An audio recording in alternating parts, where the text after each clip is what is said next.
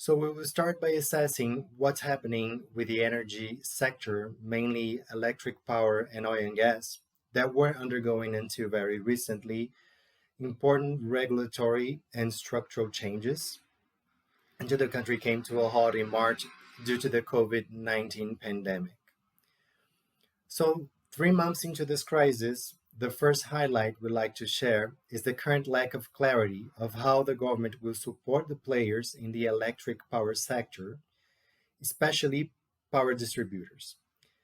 The Ministry of Mines and Energy has recently questioned the energy regulator, ANEL, about what would be the guidelines to provide financial help to the electric sector and avoid the collapse of important market players. They are having to cope with lack of payments from many big and small consumers, besides a huge drop in consumption. However, with the public deficit also hitting an all-time high, we are yet to see some concrete measures and proposals to financially support the sector. And in this context, we expect to see more consolidation in the electric power sector, with well-established players gaining further market share. And this leads us to the second major issue that is being discussed in the electric power sector, which never gets old, which is the privatization of Eletrobras. As I believe most of you are aware, Eletrobras is Latin America's biggest power utility company, and it is among the 10 largest in the world. And Eletrobras is one of the three main state-owned companies the Ministry of Economy wants to privatize, together with Banco do Brasil and Correios. And Paulo Guedes, the all-powerful Minister of Economy, is trying to revive the discussion and approval of a bill he sent to Congress last November. And according to this bill, new shares of Eletrobras would be issued to dilute the participation of the union, and also he would sell most of the remaining shares the state owns.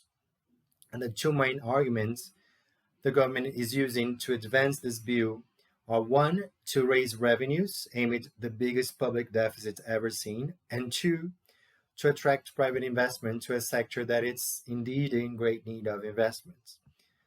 However, having said that, we don't expect this bill to be approved anytime soon, as it faces strong opposition for important segments of the military, who deems Eletrobras to be too strategic to fall on foreign hands.